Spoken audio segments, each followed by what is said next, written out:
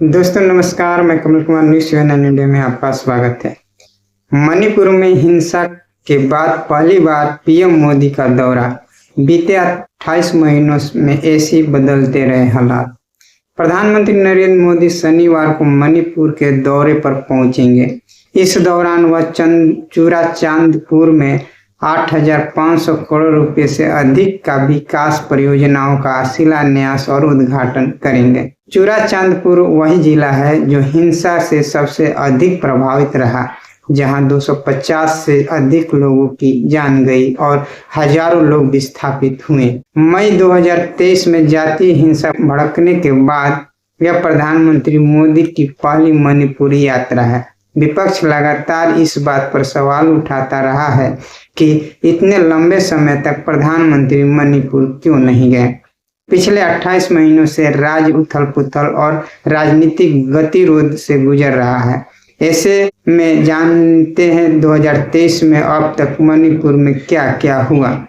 हिंसा के बाद आज भी बहुत से लोग राहत शिविरों में या मिजोरम जैसे पड़ोसी राज्य में शरण लिए हुए हैं। 27 मार्च 2023 को मणिपुर हाई कोर्ट ने राज्य सरकार को मैतेई समुदाय को अनुसूचित जाति की सूची में शामिल करने पर जल्दी विचार करने के लिए कहा था। इसके कुछ ही दिन बाद 3 मई 2023 को कुकी और मैतेई समुदाय के बीच जातीय हिंसा भड़क गई। इस हिंसा में कई लोगों की जान गई। All tribal students union Manipur की तरफ से आयोजित रैली हिंसक हो गई और हालात बिगड़ने पर प्रशासन ने शूट एट साइट का आदेश जारी कर दिया। राज्य के अधिकतर जिलों में कर्फ्यू लगा। सेना और असम राइफल को उतारना पड़ा।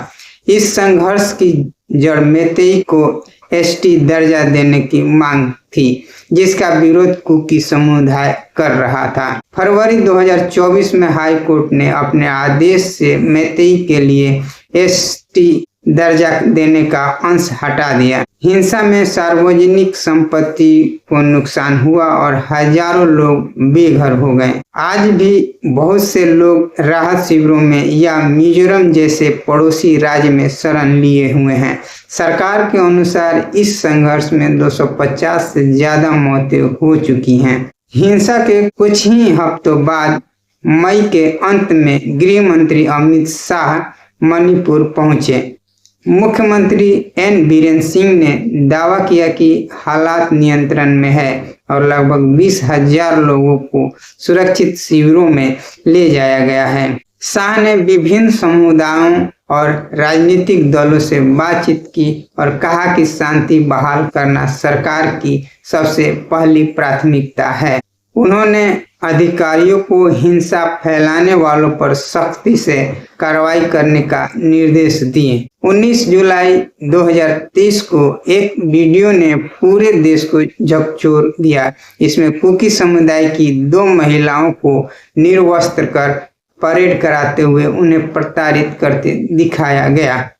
पुलिस ने पुष्टि की कि यह घटना 4 मई को थौबल जिले में हुई थी। प्रधानमंत्री मोदी ने पहली बार मणिपुर की घटनाओं पर सार्वजनिक बयान देते हुए कहा कि उनका हृदय पीड़ा से भरा हुआ है और दोषियों को बख्शा नहीं जाएगा। इस घटना के बाद राज्य सरकार की चौतरफा आलोचना हुई और कानून व्यवस्था पर कड़ी सवालें उठे। इसी दौरान पूर्व सेना प्रमुख जनरल एम नरवणे ने भी चिंता जताई। उन्होंने कहा, मणिपुर में जो हो रहा है उसमें विदेशी एजेंसियों की संलिप्तता से इनकार नहीं किया जा सकता है। सीमावर्ती राज्यों में अस्थिरता देश की समग्र राष्ट्रीय सुरक्षा के लिए अच्छा नहीं है। जनवरी 2024 में 48 घंटे में अलग अलग जगह पर हुई हिंसक घटनाओं में 5 नागरिक और 2 सुरक्षाकर्मी मारे गए थे। इसी दौरान कांग्रेस नेता राहुल गांधी ने भारत जोड़ो न्याय यात्रा की शुरुआत मणिपुर से की। इम्फाल के पास थौबल में रैली के दौरान उन्होंने कहा, मणिपुर जिस दर्द से गुजर रहा है हम उस दर्द को समझते हैं।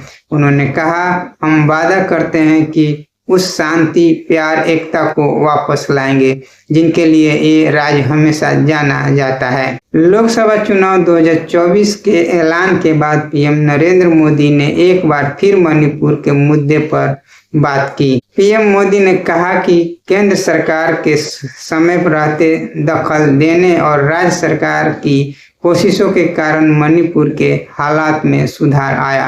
प्रधानमंत्री मोदी ने उस वक्त इंटरव्यू भी दिया था। इस इंटरव्यू में उन्होंने कहा कि हमारा मानना है कि हालात से संवेदनशीलता के साथ निपटना सबकी सामूहिक जिम्मेदारी है। हमने अपने सबसे अच्छे संसाधनों और प्रशासनों को इस संघर्ष को सुलझाने में लगाया हुआ है। अप्रैल 2024 में ब्रिटेन की संसद में भी मणिपुर और भारत में धार्मिक स्वतंत्रता की मौजूदा स्थिति का मुद्दा उठाया गया। विंचेस्टर के लॉर्ड विपॉस के एक सवाल के जवाब में ब्रिटेन के उस वक्त के विदेश मंत्री डेविड कैमरन ने हाउस ऑफ लॉर्ड्स के सदस्यों को संबोधित करते हुए कहा कि भारत अपने संविधान के जरिए धार्मिक स्वतंत्रता और विश्वास के लिए प्रतिबद्ध है। विदेश मंत्रालय और राष्ट्रमंडल देशों से संबंधित विभाग की जिम्मेदारी संभाल रहे डेविड कैमरन ने कहा, इस संबंध में कोई खास मुद्दा या चिंता पैदा होती है तो ब्रिटेन की सरकार निसंदेह भारत सरकार के सामने ये मुद्दे उठाती है। 1 सितंबर 2024 को इम्फाल जिले में फिर हिंसा भड़क गई। एक महिला समेत 2 लोग मारे गए और 9 घायल हुए। पुलिस का दावा था कि हमलावरों ने ड्रोन से हमला किया। राज्य में इससे पहले के 4 महीने से हिंसा की केवल छिटपुट घटनाएं हो रही थी। इस घटना के एक हफ्ते बाद जिरीबाम जिले में झड़प हुई जिसमें 4 संदिग्ध कुकी उग्रवादी और एक नागरिक मारे गए।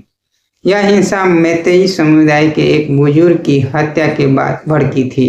नवंबर 2024 में हालात और बिगड़ गए और 11 नवंबर को सुरक्षा बलों और हथियारबंद संदिग्धों के बीच हुई मुठभेड़ में 10 लोग मारे गए। इस घटना के बाद मिजोरम में रह रहे मैतेई समुदाय को जो रियूनिफिकेशन ऑर्गेनाइजेशन एनजोरो नामक संगठन से धमकी मिली, जिससे वहां का माहौल भी तनावपूर्ण हो गया।